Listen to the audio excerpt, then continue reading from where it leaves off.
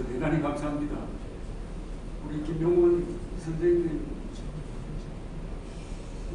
또 불러주시더니 여상환 선생님도 불러주시고 해가지고 이게 너무 자주 나오는 게 아닌가 하는 그런 생각이 듭니다. 그동안에 300번 넘게 이런 모임을 이어간다는 게 정말 감동적인 스토리라고 생각합니다. 이 보수는 좌파처럼 작당은 하기에는 개인적인 자질이 일어나고 해가지고 서로 교제를 하고 그러다 보니까 클럽을 많이 만든다고 합니다. 특히 영국에서는 클럽 중심으로 보수적인 교양이나 이런 게 이루어집니다. 바로 한강 포럼이 한국에서 아주 모범적인 사례가 아닌가 하는 생각입니다. 저는 1945년생인데 아까 여상원 선생님한테 여쭤봤더니 이 자리에는 1920년대생은 안 계신다고 그러는데 그렇다면 아마 1930년대생이 주로 계시고 그러면 80대시죠. 제가 결혼도 빨리 하고 기자생활도 빨리 해서 어떤 모임에 가든지 항상 제가 최연소였는데 무사히는 제가 최연장자가 되는 모임이 많았었는데 여기 오니까 다시 최연소가 됐습니다. 누가 그러게 노인이 사라지면 도서관 하나가 불타는 것과 같다는 이야기를 하더라고요. 정말 우리 80년, 80대, 70대, 80대 이상 되는 분이 가끔 이 후보의 호흡을 보면 저분이 회고록을 쓰고 돌아가셨어야 되는데 하는 생각을 제가 많습니다. 70, 80, 90대 되시는 분이 회고록을 쓰는 하나하나가 다 문학이고 드라마 아니겠습니까? 그래서 저는 이런 자리에 올 때마다 꼭 회고록을 쓰고 가시고 이승환 선생님이 쓰신 반추라는 그 회고록을 제가 얼마나 재밌게 읽었는지 더구나 윤필용 사건을 제대로 다룬 최초 그리고 최후의 책 다른 분은 쓸 수는 없거든요. 윤필용 사건이야말로 그 뒤에 1년에 박정희 대통령과 관련된 사건의 출발점이었거든요. 윤필용 사건, 김대중 납치 사건, 그 다음에 1974년 8.15 유경수 회사 그 사건이 다 논리적으로 연결되는 사건. 그리고 윤필용 사건에 대해서 그야말로 진실을 발표해 주셨는데 하여튼 저는 요새 제일 즐거운 게 그동안 받아놓았던 회고록 받으면 대충 안 읽고 책장에 꽂아놓았는데 다시 꺼내 읽으니까 얼마나 재밌는지 모르겠습니다. 그래서 회고록 쓰기 운동을 진천하는 바입니다. 그리고 이렇게 아침에 이런 자리에 오시는 분들 오늘 만나서 표정들을 보시니까 그렇게 생생할 수가 없습니다. 아침에 이런 모임을 한 달에 한 번씩 갖는다는 건 건강을 위해서 좋은 것 아니냐라고 강조해달라고 우리 여상원 선생님이 저한테 부탁을 하더라고요. 정말 한국의 70대, 80대 분들처럼 열심히 일하시고 또 행운이었죠. 그런데 저는 1920년대생이 한국의 가장 위대한 세대라고 그렇게 생각합니다. 그 Greatest Generation. 미국에서도 마찬가지더라고요. 미국에서도 1920년대생 2차 세계대전 때 참전했던 세대가 가장 위대한 세대라는 그 책이 나오는 데 있습니다.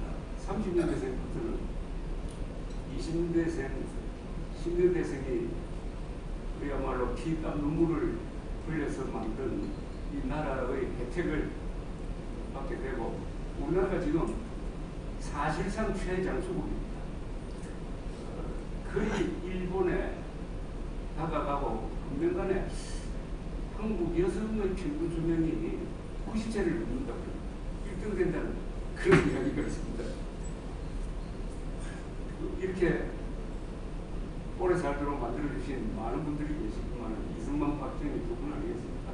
특히 특히 박정희 대통령이 1977년에 7월 1일부터 의료보험을 시작을 한 게 최장수국가로 가는 그런데 우선 그 혜택을 많이 누리고 있는 사람이 단식하고 있는 이재명 씨가 아니란지 단식 14일 하는데도 저렇게 생생한 게 한국 의료 덕분 아닐까요? 저는 김기현 국민의힘 대표가 어제 단식 그만하라고 이야기하는데 그런 실없는 이야기 하지 말고 이재명 씨를 노벨 의학상 후보로 추천하는 게 맞는가 하는 게 생각해요. 초인적인 정신력과 체력 아닙니다. 동시에 김대중 전 대통령이 받았던 노벨 평화상은 종목을 바꿔가지고 그 노벨 물리학상 받는 게 맞습니다. 햇볕을 비춰주었더니 북한이 예투를 벗어 던지고 개혁 개방으로 나온 게 아니라 핵폭탄 만들지 않습니까? 햇볕으로 핵폭탄 만들면 새로운 물리학 이론이 생기게 된 겁니다. 그럼 김대중 이로부터 뭐 방한을 받든지 한 노벨 평화상을 누구한테 줘야 되느냐? 박정희 대통령한테 줘야죠. 박정희 대통령에 대한 제가 전기를 쓰고 하면서도 나이가 들면 보는 관점이 항상 새로워지더라고요. 미얀마 사태를 보면서 또 박정희를 생각했습니다. 미얀마에서 하루에도 수십 명, 수백 명씩 죽였잖아요. 박정희 대통령이 18년 동안 그 수많은 시위에 직면했으면서도 한 번도 발포명령 내린 적이 없습니다. 이 기록을 여러분들 자랑해야 됩니다. 그 18년 동안 미국에서 범법자를 향해서 경찰이 쏘아가지고 죽인 사람이 수천 명 됩니다. 한국에서는 박정희 대통령 발포명령 내리지 않았습니다. 이거 세계 기록 아닙니까? 폭력 시위에 발포명령 내립니다. 부마 사태 취재 때는 제가 부산에 있었는데 거기서도 사망자 없습니다. 한 사람도 없어요. 그리고 정치적 감찰을 못하잖아요. 최악의 조건에서 최단기간 내에 최소한의 희생으로 최대의 업적을 남겨서 이런 최장수 국가를 만든 박정희 대통령이야말로 진정한 노벨 평화상을 받아야 될 사람 아닙니까? 그런 생각을 해봤습니다. 오늘 아침에 일어나서 뉴스 검색을 했더니 예상했던 대로 푸틴, 김정은이 만나가 무기 거래를 한다고 하니까 야당이 윤석열 정부 탓을 하고 났습니다. 무기 거래를 하도록 몰아붙인 게 윤석열 외교다. 한미일 동맹을 강화하게 저들을 자극해가지고 저렇게 손잡도록 만들었다. 이걸 보면서 민주당이 이제 공식적으로 우리는 대한민국의 적임을 선언하는구나 하는 생각이 들었습니다. 이런 안보 외교에는 여야가 없어야 되는 것 아닙니까? 더구나 한국처럼 전쟁 중인 나라에서 어떻게 사사건건 대한민국에 해가 되는 일만 골라서 하는 그건 당연하죠. 당연한 거는 문재인 정권의 핵심에 주사파가 있었다. 그건 공개의 사실이고. 근데 뭐 주사파가 무슨 철학파입니까? 김일성주의자 아닙니까? 김문수 씨는 문재인은 진짜 김일성주의자라고 했잖아요. 그래도 고소고발이 안 들어오잖아요. 김일성주의자. 즉 문재인 정권의 영혼은 김일성주의였다. 그걸 자꾸 우리 국민들이 외면하려고 해요. 그걸 인정하려니까 너무나 끔찍하거든요. 끔찍한 사람들이 외면하게 되는 거죠. 그래서 뭐 주사파라든지 진보라든지 좌파라든지 이런 말로 좀 순화시켜서 하는데 직시를 하면은 즉 5년 동안 문재인은 김정은의 부하였잖아요. 문재인이 한 모든 김정은 기준으로 김정은이가 좋아하는 걸 골라서 하고 김정은 시해를 하는 사람은 감옥에 보내고 공공연하게 겁도 없이 나는 김일성주의자 신영복을 문학인으로 존경하는 게 아니라 사상가로 존경한다. 김일성주의자를 사상가로 존경하면 본인은 김일성주의자 아닙니까? 더불어민주당이라는 당 중에 더불어는 신영복 말에서 나온 것이라고 고백할 수도 문제 있습니다. 그리고 퇴임 1년을 앞두고 박지원이 국정운영을 할 때 국정원의 정신을 새기는 원문석에 신영복 글씨체를 가지고 원문을 새겼다. 국정원, 청와대, 더불어민주당 이걸 합치면 거기에 김일성의 악령이 들어왔다. 이거 인정해야 되는 거 아닙니까? 이걸 회피하면은 문제를 제대로 안 보는 거죠. 그래서 저는 이런 표현을 씁니다. 지난 5년 동안 문재인의 정책은 김정은의 부하 노릇을 충실히 한 것인데 의사로 비교하면은 뭐 적폐청산 운운하면서 감기 걸린 대한민국을 치료한다고 하더니 갑자기 두개골을 열어가지고 예술을 드러내고 거기에다가 김일성 영혼을 집어넣는 수술을 한 사람 붉은 의사 문재인이 아니냐. 저 그렇게 붉은 의사 문재인 뇌수에다가 붉은 칠 그런 나라는 발작을 하는 거죠. 근데 발작 증세가 요새 하나씩 이제 들통이 납니다. 정율성이라는 북한군 중공군 군가를 만들고 6.25 때 응원대장 역할을 했던 사람을 광주에서 음악가로 항일운동했다고 해가 동상을 만들고 그 이름 만들고 드디어 못 만드는 데까지 이르렀다 하는 걸 대부분의 국민들이 처음 알게 된 것 아닙니까? 박민식 보훈부 장관이 그걸 지적하니까. 그 다음에 홍범도에 대해서는 최근에 가장 잘 쓴 글이 있습니다. 동아일보 송평인 논설위원이 쓴 홍범도가 말하는 홍범도. 그게 결정판입니다. 홍범도 논란은 그 글 하나로 끝난 거예요. 그러나 민전이 끝난 다음에 러시아 문서를 가지고 분석하는 걸 보면은 홍범도는 독립군이라고 명명할 수가 없다. 왜냐? 철저하게 공산주의자 입장에서 발치산 운동을 하고 그 다음에 자주적인 독립군을 해체하는데 소련 측에 가담하고 그 공로로 구호도 받고 그 다음에 소련 공산당원이 되어가지고 소련 공산당원으로 죽은 사람이다.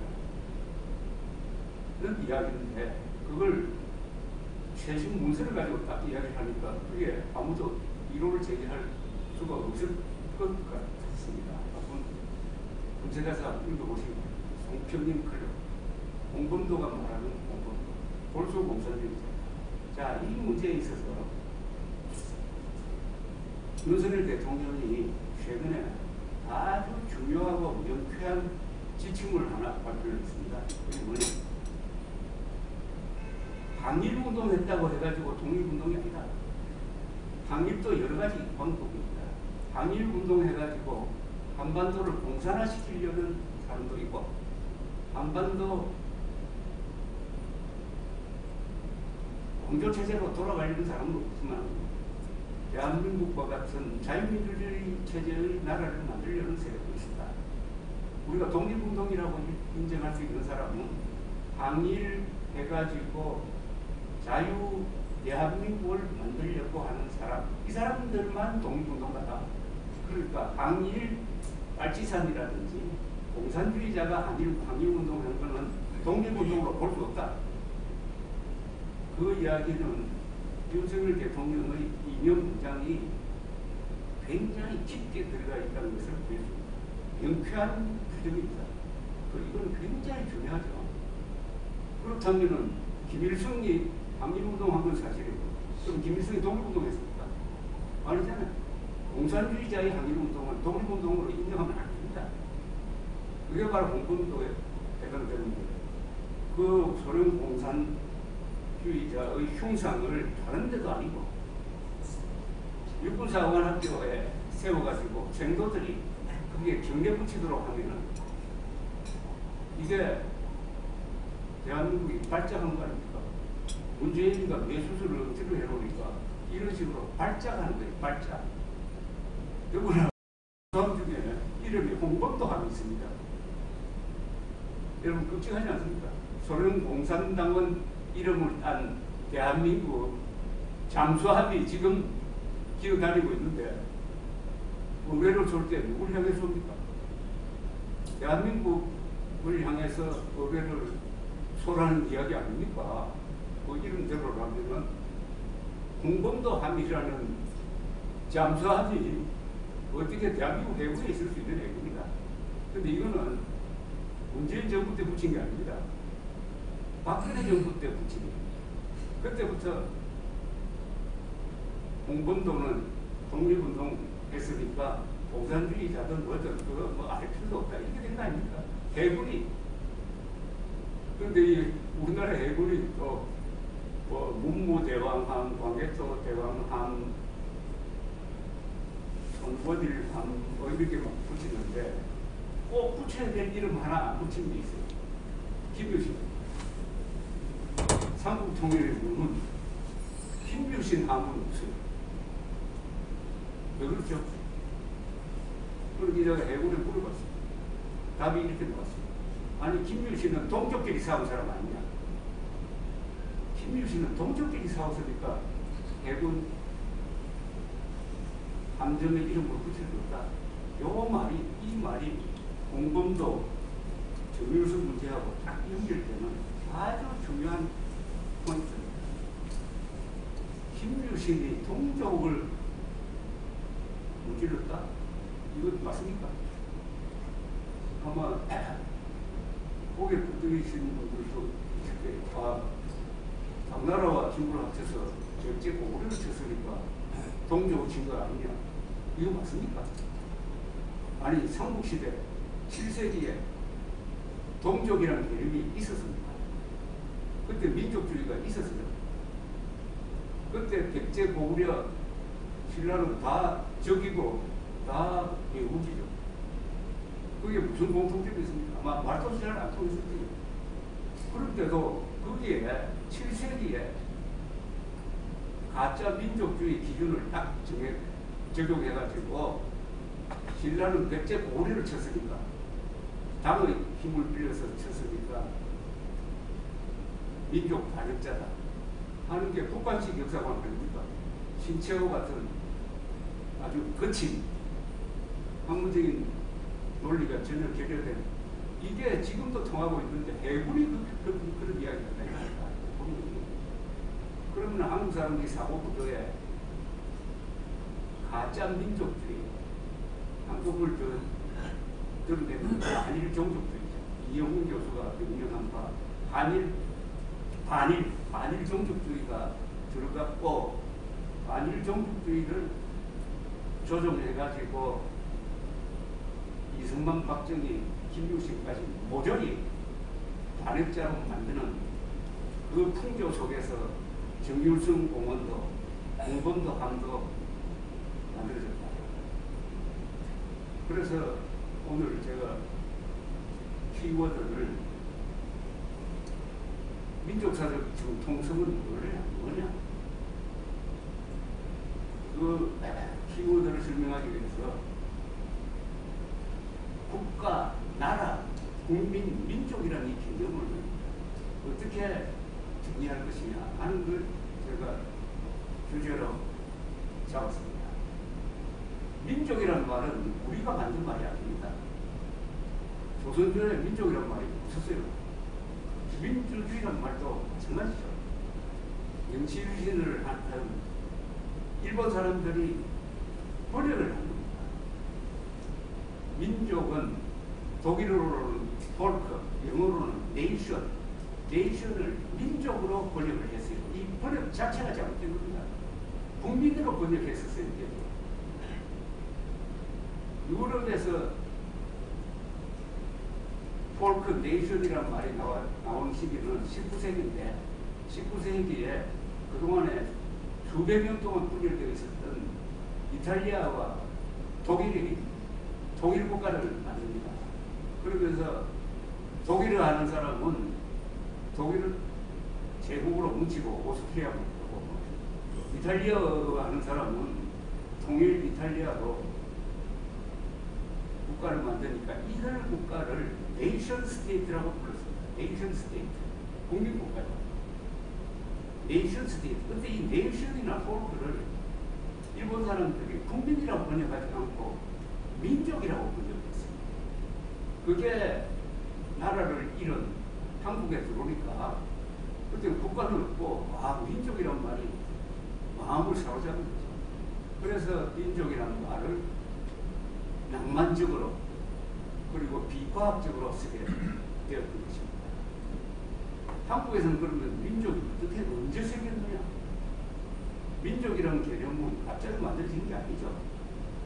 같은 영역 안에서 비슷한 종족이 같은 말을 쓰면서 같은 정치 제도 하에서 같은 종교를 가지면서 오래 살다가 보면은 우리가 남이가라는 생각이 들고 특히 외세가 침략하면은 뭉치게 되어 있습니다.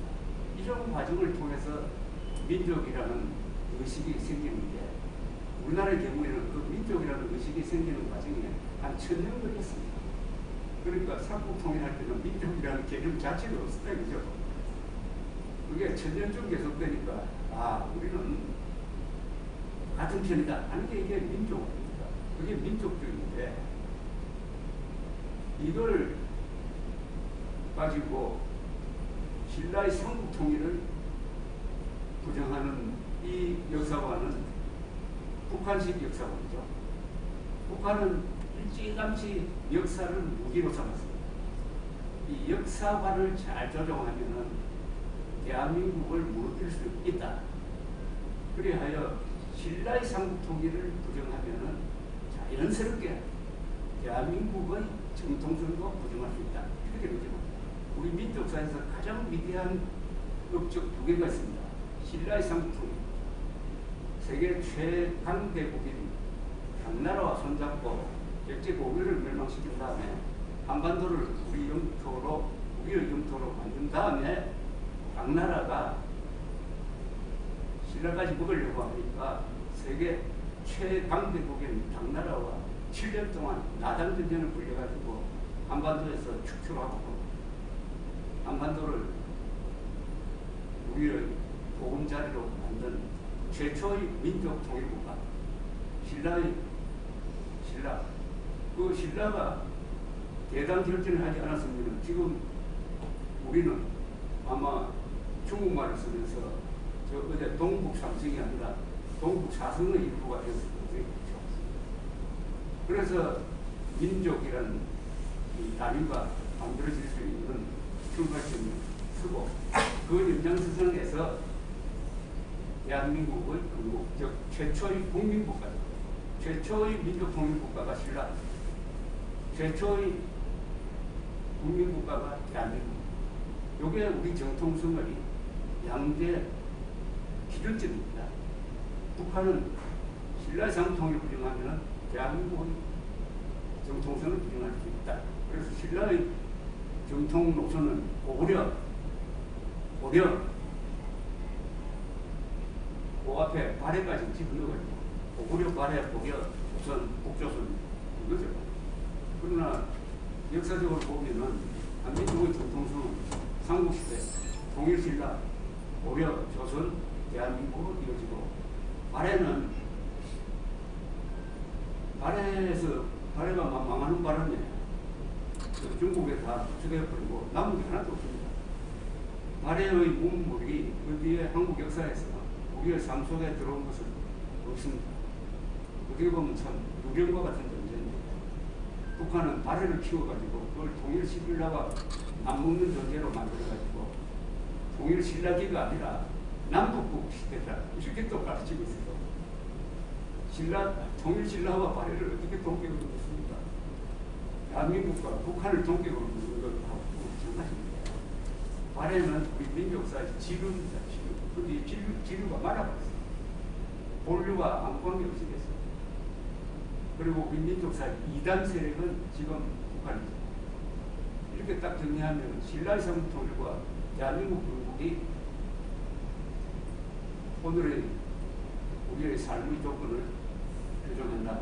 이렇게 정리를 말씀드리겠습니다.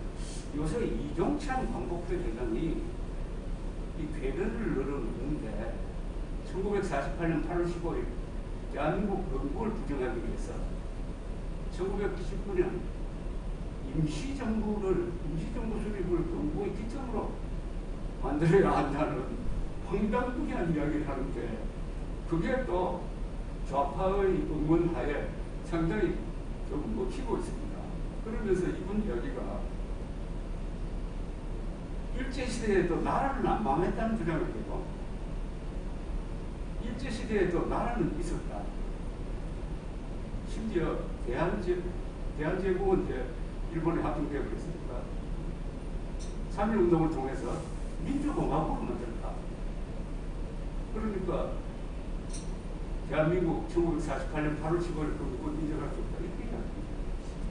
이게 참 새로운 학설인데 거기에 대해서 제가 하나하나 반박한다는 것은 아무 가치가 없고 정력인데 이영훈 교수가 거기에 대해서 근사한 반박문을 쓴 게 있어가지고 제가 교과서에 올려놓은 적이 있습니다. 그래서 여기 용어 혼란이 있는 거예요. 건국은 뭐고 나라는 뭐냐 국민은 뭐냐. 그래서 제가 영어로 설명하는 게 오히려 낫겠다 하는 생각이 들었습니다. 나라라는 말, 여러분 대한민국 우리나라 이 동양에서는 국가란 말이 없었어요. 국가 이것 또한 인stitu션을 통해서 새로 만들어진 개념입니다. 국가. 그 전에 나라라는 말이 있었죠. 나라가 뭐냐 하면은 그 개념이 주는 의미는 이 국가라는 뜻도 있지만 국토 또는 국민 그런 개념이 강해요. 이걸 영어로 표현하면 country가 됩니다. country. 국토 개념이 강하죠. 국토 개념. 국토로서의 나라는 있었죠. 일제시대에도 있었어요. 국토로서의 나라는 있었습니다.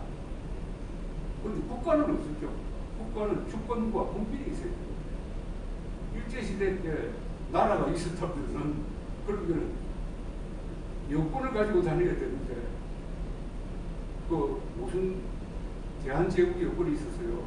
아니면 상해 임시정부 여권이 있었어요. 아니 일제시대 때 조선 사람들은 국적이 일본 제국 국민 아니었습니까? 그런데 나라가 있었다면서 그 나라가 마치 국가가 있었던 것처럼 보도해가지고 1948년 8월 15일 건국을 부정하고 있습니다. 대한민국 건국을 부정하면 어떤 사태가 발생합니까? 첫째, 아니 상해 임시정부 만들어 놓고 독립운동은 왜 하느냐? 아니 나라가 있는데 건국이 됐다는데 독립운동하면은 그 분리주의자 아니면은 반역자 아닙니까? 그 독립운동이 반역 세력이 한 겁니다. 여기에 또 저들의 우리 이종찬 씨의 말이 상당히 먹히도록 만든 게 우리 헌법 87년 헌법 정부를 개정할 때 대한민국은 상해 임시정부의 법통을 개선하여 이게 나와요. 법통. 그게 잘못된 겁니다. 그 헌법장 정부 개정할 때 바꿔요. 대한민국 건국할 때 상해 임시정부 사람들이 주도했습니까? 아니잖아요.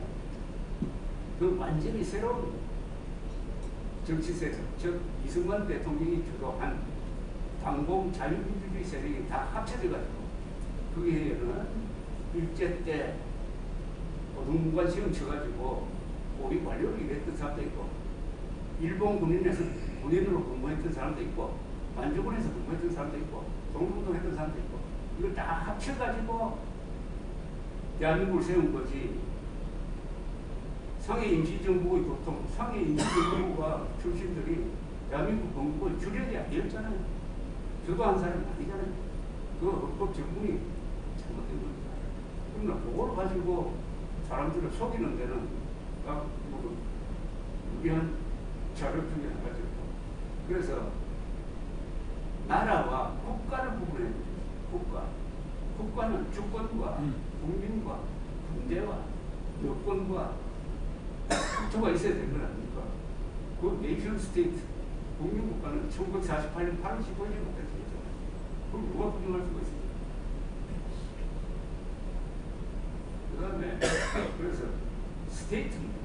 우리가 말하는 국가는 스테이트, 유나이티드 스테이트하고 할 때, 그 스테이트, 국민국가, 스테이트, 컨트리와 스테이트의 차이. 그 다음에 네이션. 네이션은 아까 제가 설명드린 대로 이걸 자꾸 민족이라고, 내셔널리스트라고 하면 사실 그 국가주의자인데 그걸 민족주의자라고 해요.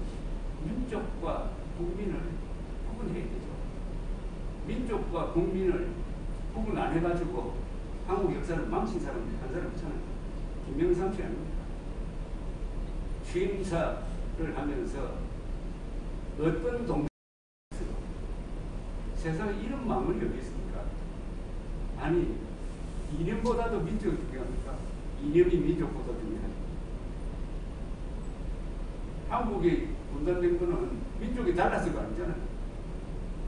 정치 이념이 달라서 분단된 것이고, 미국이 통일국가를 유지하는 것은 민족이 다르지만 자유민주주의, 시장경제에 다 합의를 하고 있으므로 통일국가를 유지되니까 이념이 민족보다 중요한 것입니다.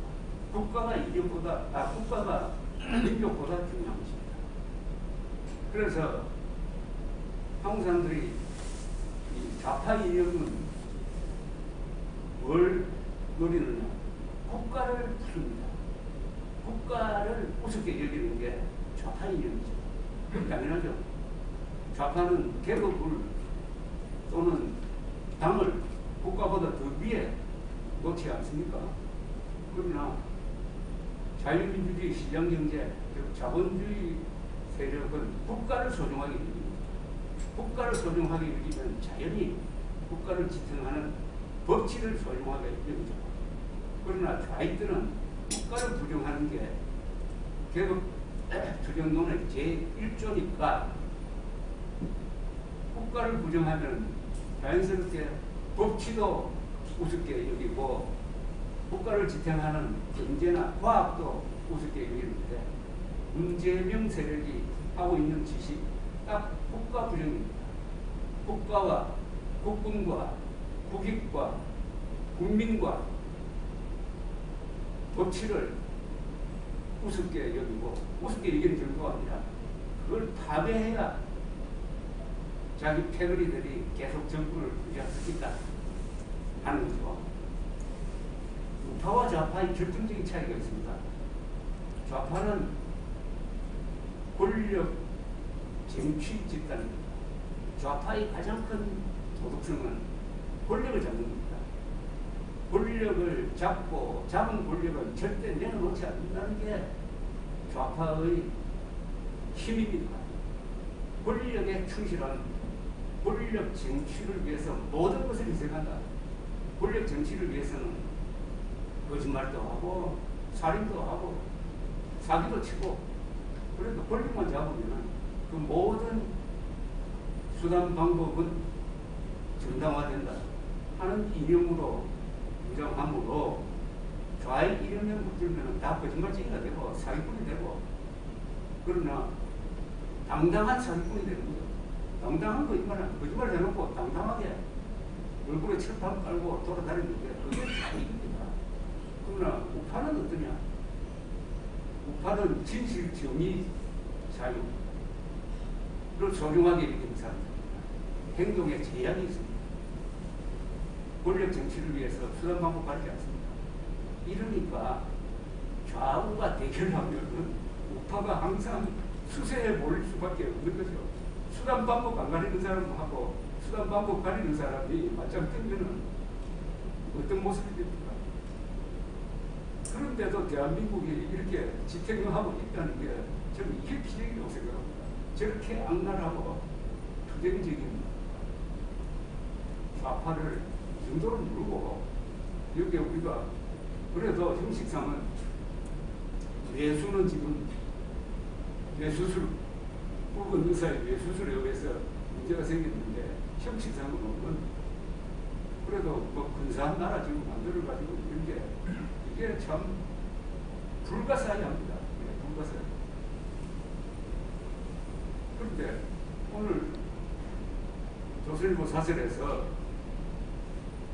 북한 러시아 욕을 안 하고 윤석열 정부 욕을 하는 그 사설을 쭉 읽어보다가 느낌이 내년 총선에서 이 민주당 세력, 반역 세력화한 민주당을 총선을 통해서 거의 소멸시키지 않으면은 이 후환이 점점 자라면은 그래야 2027년에 다시 이런 좌익 정권이 들어서면은 대한민국이 견딜 수 있겠냐 하는 그런 악몽까지 다시 보게 됩니다.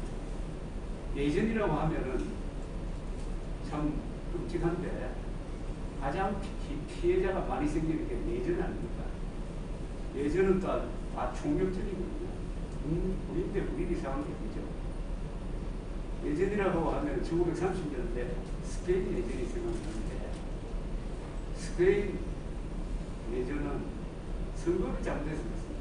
선거를 통해서 좌파가 아슬아슬한 차이로 집권하니까 우파가 프랑코를 중심으로 해가지고 쿠데타를 일으켰는데 그게 제대로 되지 않아가지고 한 4년 동안 스페인 내전이 벌어지고 거기에 소련은 공화파를 편들고 이탈리아와 히틀러는 프랑코를 밀어주고 해가지고 서로 그런 참혹한 전쟁을 했습니다. 그런데 스페인 내전 하면 여러분 생각나시는 영화 있죠?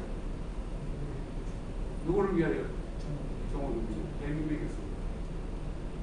그 영화가 워낙 유명하고 그 소설이 유명해서 그런지 스페인 내전 하면 그 공산당이 주력으로 있었던 공화파가 정이고 프랑코는 아니 나쁜 놈이다. 누구나 프랑코를 히틀러가 도와줬습니다. 이렇게 생각하는 사람이 아마 90% 넘고 실상은 어떻습니까? 상방이가 학살한 건 똑같죠. 그런데 프랑코가 학살한 것만 부각이 되고 공화파들이 특히 그 스페인의 천주교를 그냥 작살내고 수려 죽이고 신부를 죽인 건 다 묻혀버렸어요.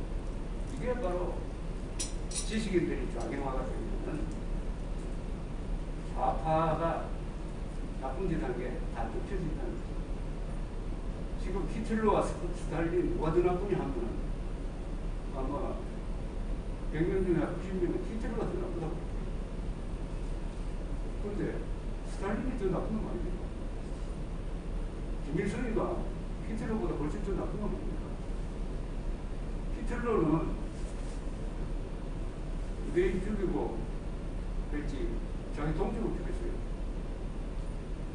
김일성이는 일본 사람 죽였어요. 동족을 죽인 거 아닙니까? 그럼 더 나쁜 놈 아닙니까? 이걸 생각 안 하잖아요. 왜냐? 지식인들이 좌경화 때문에 히틀러는 죽일 놈이 되고 사실은 죽일 놈 맞죠. 그러나 히틀러보다 더 죽일 놈인 스탈린, 목적동, 뭐 체계가라 같은 위선적 지식인 이런 영웅이 되고 저기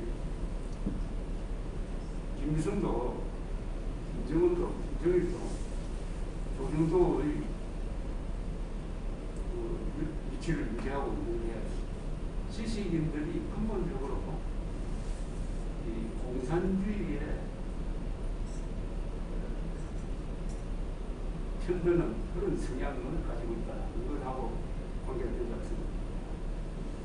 제가 지난 대선 끝나고 나서 김용원 선생님이 초청에 대해서 작년에 아마 보름에서 이야기를 할 때 역사 전쟁을 제가 강조를 했습니다. 이념 전쟁에서는 이겼다고 볼 수 있다. 자유주의 체제가 자유주의 독재에 이겼다. 그러나 역사 전쟁에서는 지고 있는 것 같다. 역사 전쟁에서 지면은 이념 전쟁에서 이겨도 대한민국 체제를 유지할 수 없다라는 문제 의식을 제가 던졌는데, 다행히 윤석열 대통령이 지금 역사 전쟁의 지휘자가 됐어요. 그런 점에서 너무 고맙습니다. 이런 대통령은, 이렇게 이동무장이 잘 된 대통령은 이승만, 박정희 다음에 처음입니다. 그리고 그 역사관을 가지고 그 역사관을 바탕으로 해가지고, 역사관이 결국은 이념이니까 뚜렷한 방식으로 외교도 하고 안보도 하고 있습니다. 캠프 데이비드 회담에서 나온 그 합의문 보면은 다 감동적인데, 저로서는 제일 가슴에 찡한 게 바로 한미일이 한반도의 자유통일을 지지한다고 했습니다. 처음입니다. 더구나 일본이 공개적으로 한반도의 자유통일을 지지한다, 이런 문서가 나온 게 처음입니다. 그런데 이걸 가지고 우리 언론이나 지식인들이 윤석열 대통령을 칭찬을 해야 될 것 아닙니까? 어제 제가 마이니지 신문 서울특파원을 오래 한 퇴직 일본 언론인과 만났습니다. 이분이 만나자마자 한 가지 이야기가, 캠프 데이비드 회담하는 장면을 보니까 거기에 윤석열 대통령이 제일 빛이 나더라. 사실 그 회담의 주역은 윤석열 대통령입니다. 한미관계를 정상화시키니까 바이든 대통령도 이제 됐다 해가지고 한미일 협조 체제로 만든 건 아닙니까? 한미일 동맹이죠, 사실은. 아시아의 나토 같은 기구를 만든 건 아닙니까? 그 주역이 윤석열 대통령이고, 이 두파운 이야기가 윤석열 대통령의 모든 말은, 자기도 한국말 잘하니까 할구 연설도 듣고 미국 의회 연설도 들었는데, 윤석열 대통령의 말은 저 뱃속에서 우러나오는 것 같더라. 굉장히 무게가 있더라. 이런 이야기를 하더라고요. 오랜만에 일본 기자들, 일본 지식인으로부터 한국 정부 칭찬하는 말을 정말 오랜만에 들었습니다. 정말 오랜만에. 그래서 제가, 아니 윤석열 대통령은 연설만 잘하는 게 아니라 노래도 잘 부른다고. 그래서 아메리칸 파이 그런 동영상을 보여줬더니, 아 이거 처음 본다면서, 이야 이렇게 잘 놀고 노래 잘 부르는 대통령을 가진 한국 사람 참 행복하겠다고 했어요. 그 아메리칸 파이 그 장면 다 아시죠? 보셨죠? 그거 유튜브에서 세계적 화제입니다. 아메리칸 파이라는 노래는 미국 사람들이 제일 좋아하는 노래입니다. 할아버지도 부르고 아들도 부르고 손자도 같이 부르는 노래입니다. 그 노래를 즉석에서 윤석열 대통령이 아주 잘 불렀어요. 그 노래 굉장히 어려운 노래입니다. 8절까지 가면 7분 되는 노래입니다. 그 중에 1절을 부르는데 과하게 부르지도 않고 음정 정확하고, 그래서 그 노래 소개한 동영상 또는 기사 밑에 붙어있는 댓글을 제가 다 읽어봤더니 다 참 미국 사람들이 정말 좋은 사람이라고 느꼈습니다. 야, 이런 노래를 부른 대통령 처음 봤다는 겁니다. 한국 사람들이 정말 대단하다. 그리고 바이든 대통령이 윤석열 대통령을 축제주고 뒤에서 싹 빠지는 거, 그것도 참 좋다, 이런 이야기했습니다. 아메리칸 파이를 불러가지고 완전히 세계적 스타가 됐습니다. 그게 바로 좋은 대통령을 아슬아슬하게 0.73% 포인트 차이로 만들어낸 한국인이 누리는 축복 아니겠습니까? 그 일본 기자 그 이야기를 제가 조금 앞에 소개하면, 이분 이야기는 이제는 윤석열 대통령은 일본에서 인기가 있는데 이승만 대통령은 여전히 인기가 없다는 겁니다. 박정희 대통령은 일본 사람들한테 인기가 있죠.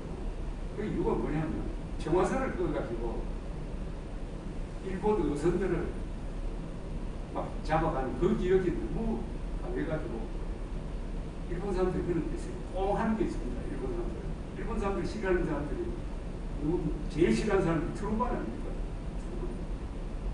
원주복답 들었다고. 그리고 우리 입장에서 보면 트루만이 가려고 항상. 그래서 일본 정부하고는 이승만 대통령이 위대하다는 건 나는 아는데 여태까지 일본 사람들한테 제대로 이승만의 위대성을 가르쳐줄까 고민이다. 이런 이야기를 하다가 제가 깜짝 놀랐어요. 이 사람이 이영훈 교수가 쓴 한국 경제사를 읽고 있다는 거예요.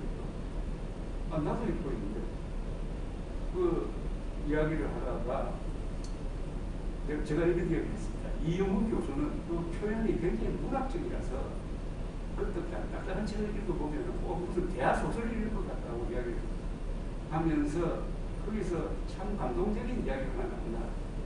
이영훈 교수가 쓴 한국 경제사에 이런 대목이 있습니다. 조선은 바다에서 철수했다 라는 표현이 있어요. 그게 16세기 인물입니다. 15세기 16세기. 조선은 바다에서 철수했다. 조선은 반도국 가면서도 바다로 나가지 않고 바다에서 철수할 수 있어요. 뭐냐? 공도 정책을 쓰죠. 섬에 살고 있는 사람들을 다 육지로 이주시켰죠. 공도 정책. 그게 뭡니까? 해양 문화권에서 살아야 할 지리적 조건을 갖춘 나라였는데, 그래서 신라, 고려 다 해양 국가였는데 조선으로 들어와 버리니까 주자학적인 그런 이데올로기도 있고, 당시 명나라가 영락제 이후에 대금 정책을 펴가지고 대외 무역을 금지시킨 그런 분위기 속에서 바다에서 철수해버렸다 입니다. 이거야말로 한국 현대사가 아니라 민족사의 결정적 장면이라고 하니까 이 일본 기자가 연평에서 밑으로 쳐왔다. 즉 조선이 망한 거는 해양 문화권에서 내륙 문화권으로 그리고 그러다 보니까 외교, 과학, 기술, 경제에 대해서 무관심하다가 결국 일본에 놓치는 길을 선택할 것 아니겠습니까? 오늘날 대한민국의 이런 근사한 모습은 우리가 해양 문화권에 속하게 됐다. 개화운동이라는 게 결국은 바다로 나가자는 운동이거든요. 대외로 나가자. 그 개화운동을 통해서 걸출한 인물을 한번 배출했는데 이분이 이승만 총리입니다. 이승만 대통령이 프린스턴 대학교에서 박사 논문을 썼는데 그 박사 논문의 제목이 Neutrality as Influenced by America. 미국에 의해서 영향을 받은 중립이라는 논문입니다.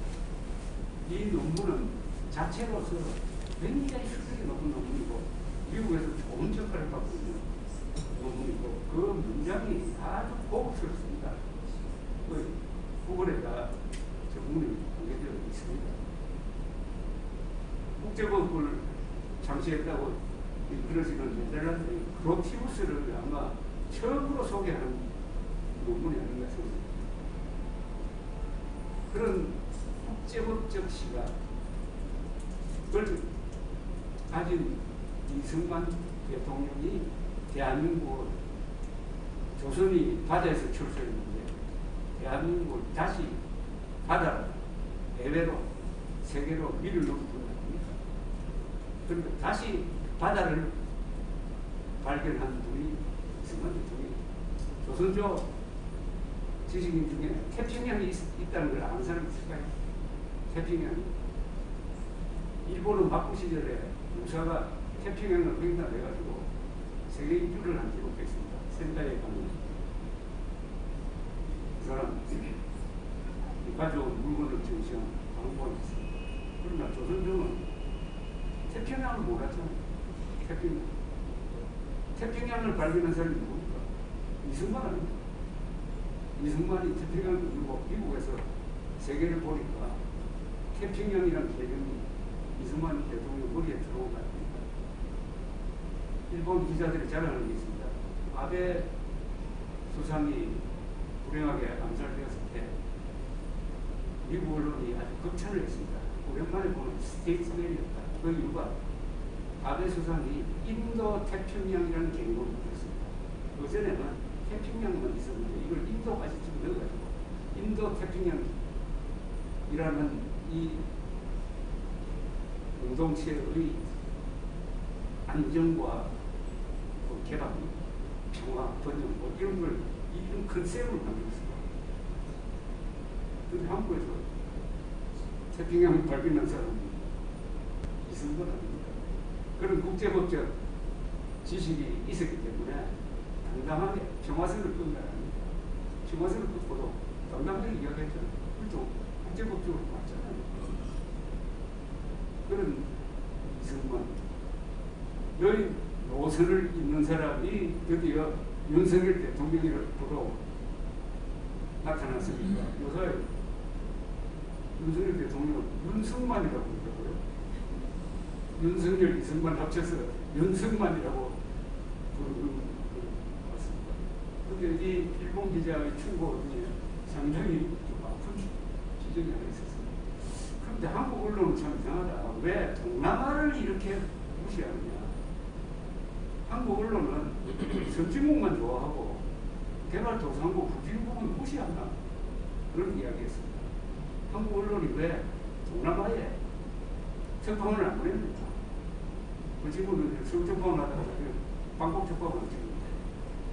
자, 이제 21세기는 중국의 세기라고 봤는데 요사이 중국 경제가 쇠퇴하는 걸로 봐서 이게 동남아의 세계가 될 수 있는 것 아니냐 하는 이야기였습니다. 동남아, 인도까지 포함하는 인도는 이미 세계 최대의 인구 대국이 됐습니다. 올해 들어서. 그리고 격차가 큽니다. 중국은 인구가 줄고 인도에서 1년에 인구가 얼마나 늘어나는지 아십니까? 1년에 늘어나는 인구가 1,600만. 그러니까 인도에는 네덜란드 같은 나라는 해마다 하나씩 생깁니다. 그래서 몇 년 가면은 인도 인구는 17억까지 가고 중국 인구는 13억 이렇게 됩니다. 그 격차가 심합니다. 또 인도는 세계에서 가장 큰 민주주의 국가입니다. 이런 인도를 무시합니다. 인도네시아 인구가 2억 한 5, 6천만 되죠. 세계에서 4등입니다. 그 기자 이야기가 그 2년 만에 인도네시아 GDP가 한국 1억입니다. 베트남 인구 아마 1억 원래 내년 좀 필리핀도 인구 1억 넘습니다. 어마어마한 잠재력이 여기 있습니다. 그 사우스라고 여기에 대해서 한국 사람은 왜 관심이 없느냐. 좀 저보고하는 이야기가 돼가지고 저도 좀 그렇게 생각을 하면서 나오다가 종로에 종교교회가 있습니다. 종교교회 아시죠? 아주 오래된 교회. 그 종교는 우리가 믿는 종교가 아니고 다리교자고 상당히 사연이 있는 오래. 그 교회 벽에 이 교회를 세운 분들 인물을 부조로 만들어놨다. 뭐 남궁옥 선생, 이런 분들 마지막에 보니까 윤치호 선생이 있습니다. 윤치호 선생은 우리 외국가를 작사합니다.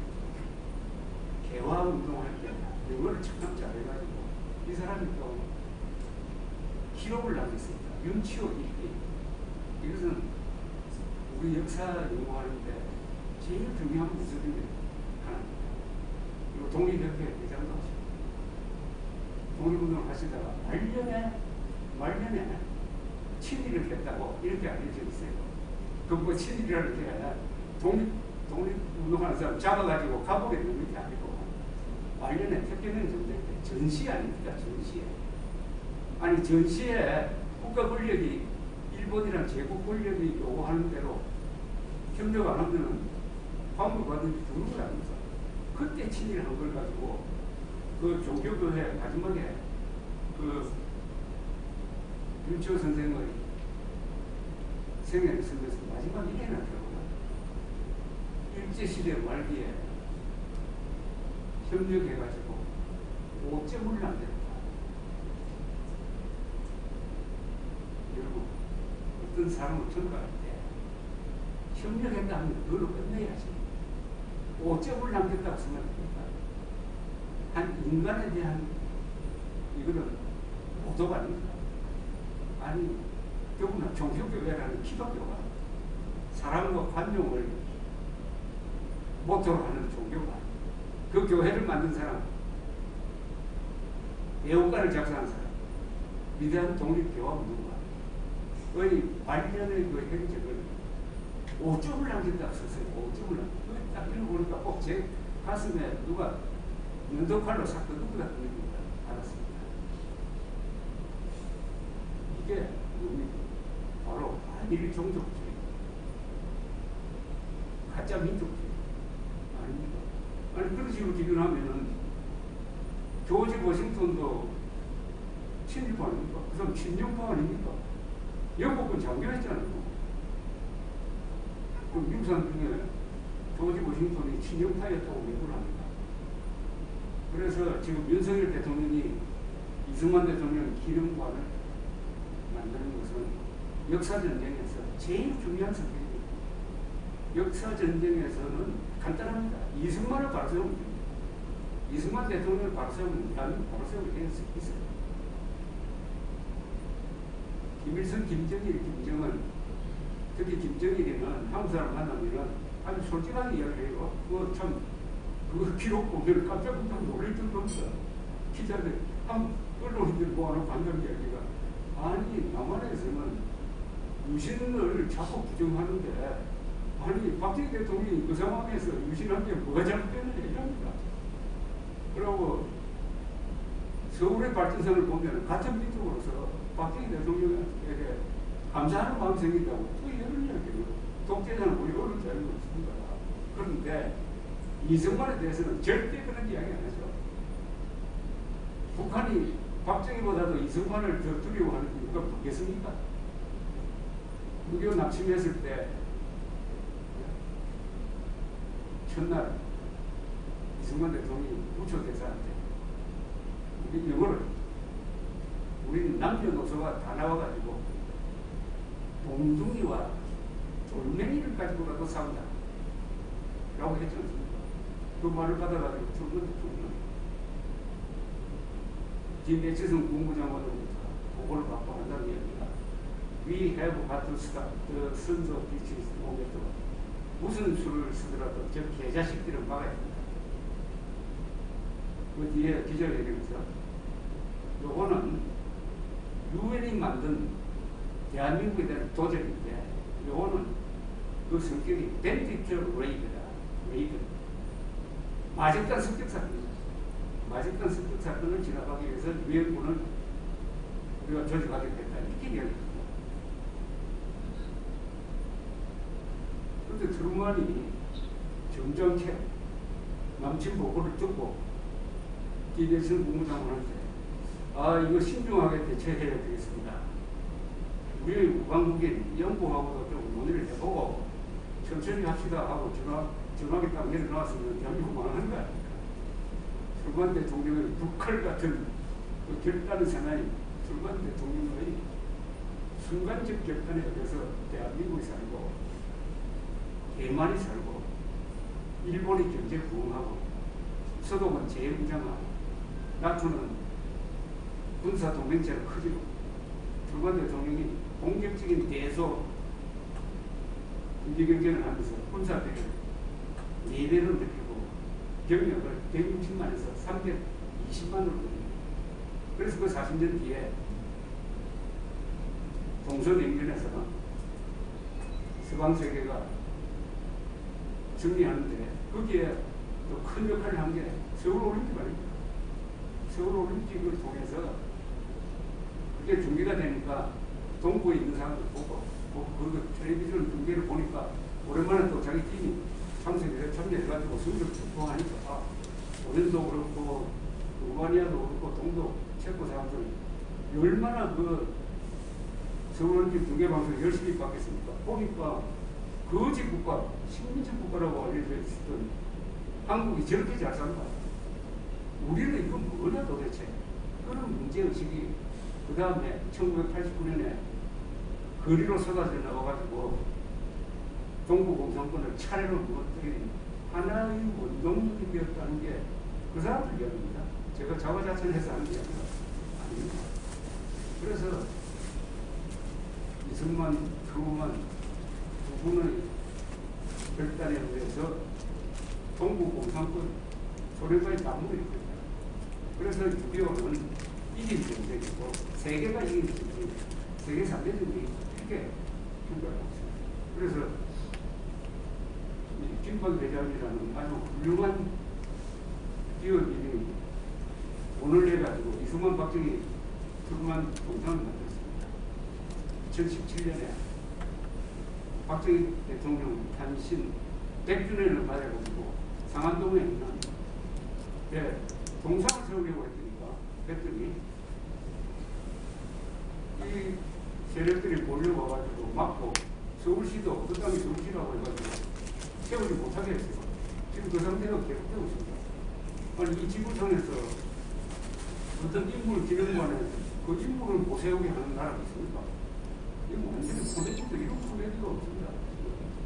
이것도 역사전쟁에서 지고 있다는 완벽한 질문 중에 하나죠. 오세훈 시장으로 바뀌었으니까 앞으로 좋은 소식이 되겠지 모르겠습니다. 아직도 지지부진입니다. 아니 서울을 세계 10대 도시로 만든 박정희 대통령에게 땅 한 평도 못 내주겠다는 이런 대한민국이라는 역사전쟁에서 지고 있습니다. 그런데 빨갱이 정일성 동상 공원 세우고 골수 빨갱이 공범도 하고 만들어내는 이런 인조에서 윤석열 대통령이 이제 역사전쟁을 하고 있습니다.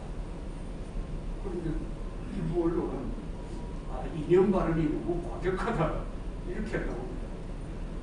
과격한 게 진실을 말하는 거죠.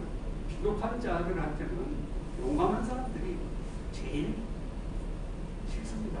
노예가 제일 싫어하는 사람은 주인이 아니에요. 노예보다 용감한 사람을 싫어합니다.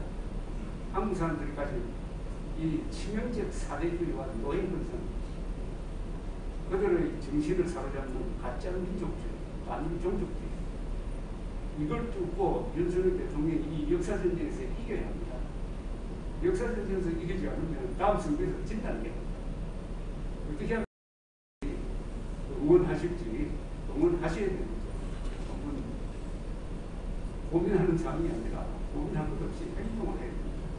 뭐 이승만 대통령 기념관 모금에 참여하는 것, 그 다음에 이상한 방송하는 언론사에 전화하는 것, 이게 다 그런 거죠. 그런데 이 이념전쟁, 역사전쟁에서 제일 중요한 것은 용어전쟁입니다. 용어를 정확하게. 그런데 이 개념 없는 국민의힘이 어제 푸틴 김정은 회담을 이야기하면서 김정은 국무위원장이라고 생각하고요. 김정은 국무위원장이 맞습니까? 국무위원장이 맞아요. 한반도에서 유일한 국가는 대한민국입니다. 국가는 국가 아니잖아요. 국제선교에서 당국가 단체 아닙니까? 국무위원장을 쓰면 안 되죠. 김정은 북한 농당 총비서라고 얘기합니다. 절대로 국가라고 붙이면 안 됩니다. 그런데 문제는 한술 붙어가지고 평양에서 일어서면서 자기를 남쪽 대통령이라고 격하하고 김정은을 국무위원장이라고 하면서 마치 김정은이가 민족의 지도자인 것처럼 연설하고 있습니다. 끔찍한 연설이죠. 김정은 국무위원장에서 위원장 밑에서 나는 남쪽을 관리하는 사람이다. 그거 아닙니까 그게.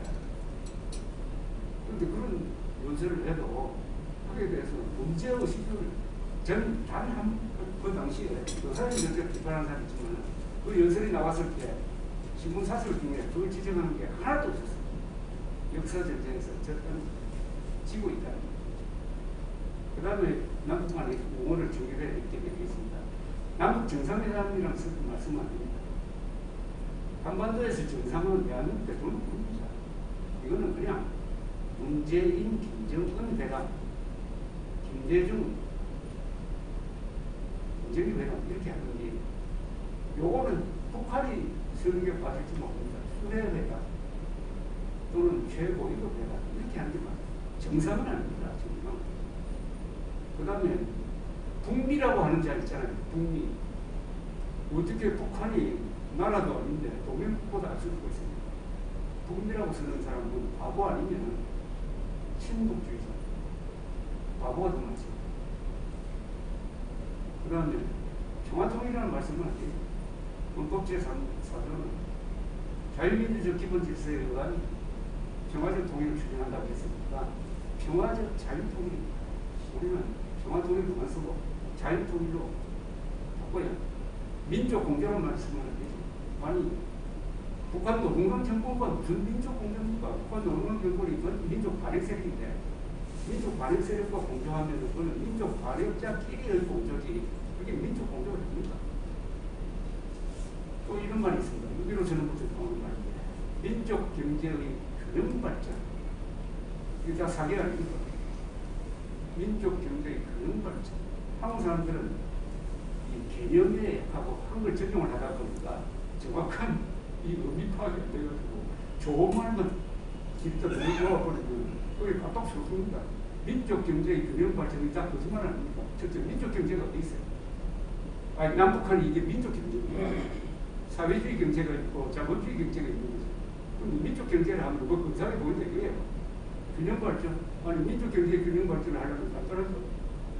한국의 1인당 국민소득을 $1,000 수준으로 내를 맞춰버리면 되죠. 그래가지고 하향 평준화를 해야 남북한 균형 발전이 되는 게 아닙니까? 그건 북한에 갖다 바치자는 걸 좋은 말로 또 유무상통이라는 말도 씁니다. 이게 조폭들이 하는 이야기 아닙니까? 유무상통.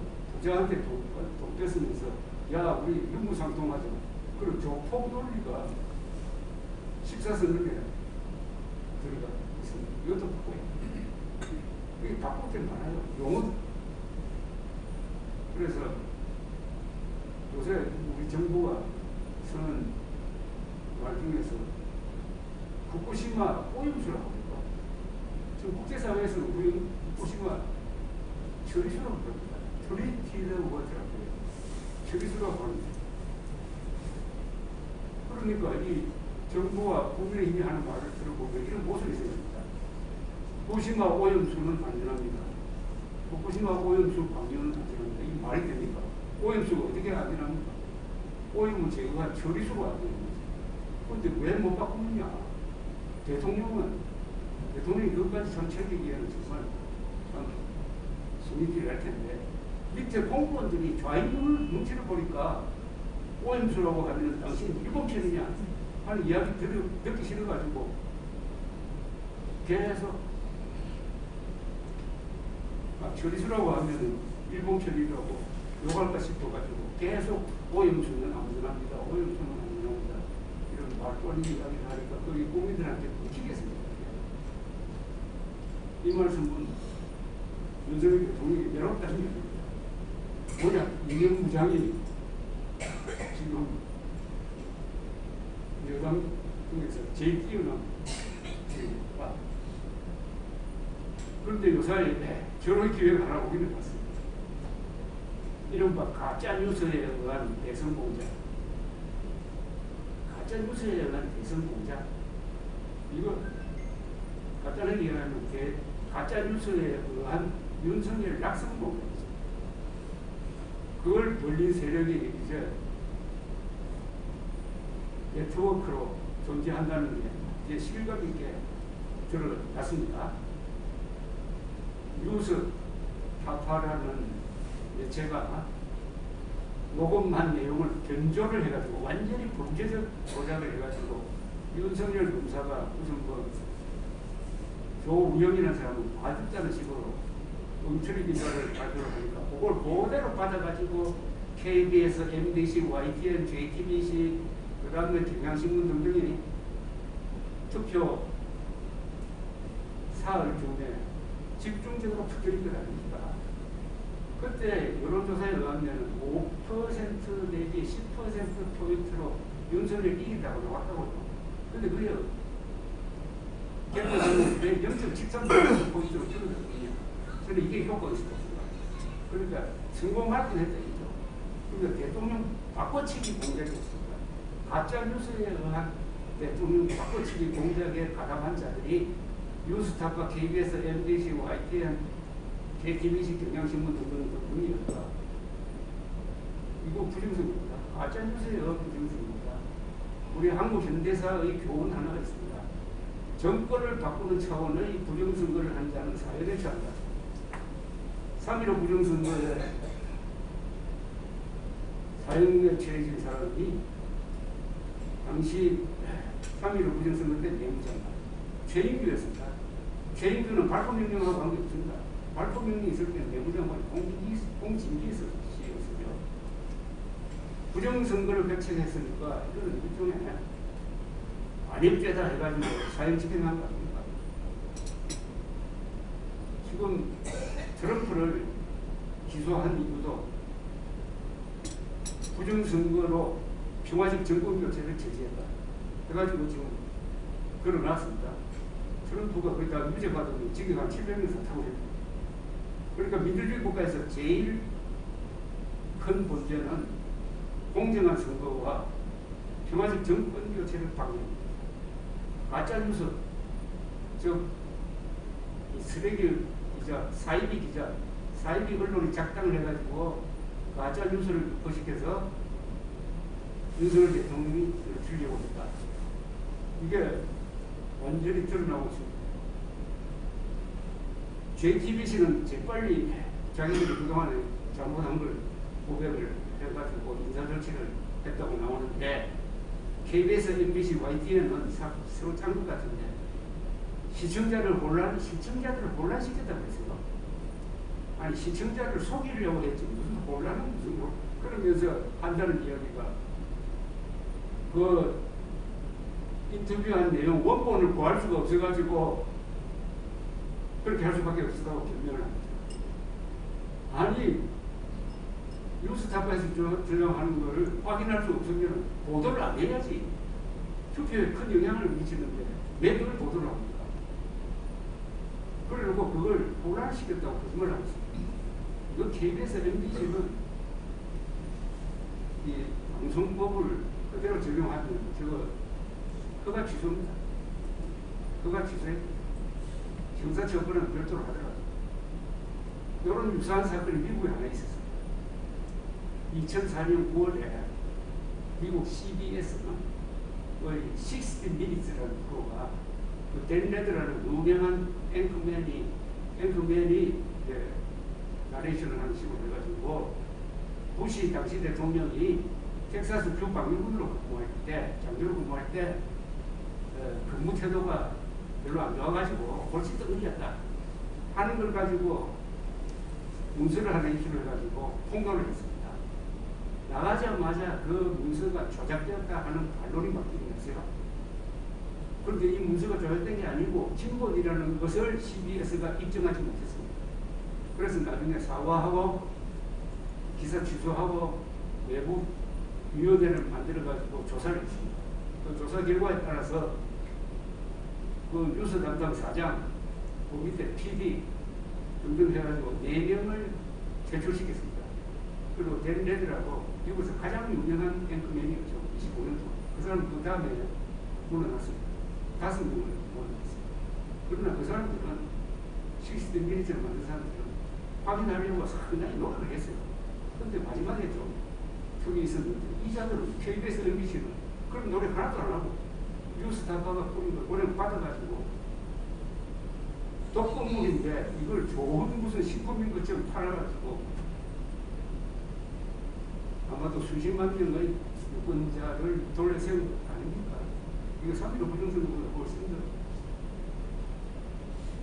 이걸 뭐 어떻게 처벌해야 되느냐.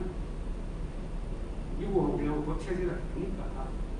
미국에서 최근에 트럼프 편에 서가지고 2021년 1월 6일에 공사당에 난입했던 사람들을 미국 FBI가 하나하나씩 잡아들이고 있습니다.